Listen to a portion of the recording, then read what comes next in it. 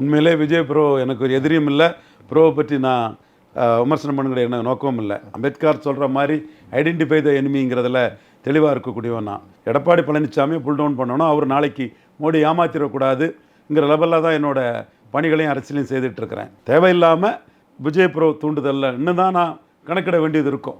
யார் பண்ணான்னு தெரியாது.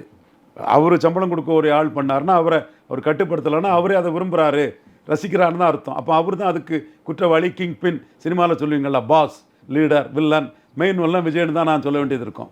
அப்போ சினிமாவில் தான் நீ ஹீரோ, நிஜத்தில் நீ வில்லனாக இருக்கிற. ஒரு அரசியல் விமர்சகரை தூண்டி விட்டு சொட்டத்தலை விமர்சனம் பண்ணு, உருவ கேலி பண்ணுன்னு சொல்லும்போது நான் சொன்னேன், விஜய் ப்ரோ நீங்களும் சொட்டத்தலை தான் என்ன மாதிரி, இதே சொட்டத்தலை தான் உங்களுக்கும் இருக்குது. உங்கள் தொழிலுக்கு நீங்கள் விற்க வைக்கிறீங்க, அது தப்பு இல்லை. உங்கள் தொழிலுக்கு நீங்கள் விற்க வைக்கிறது தப்பு கிடையாது, நியாயம். உங்கள் தொழிலுக்காக நீங்கள் விற்க வைக்கிறீங்க.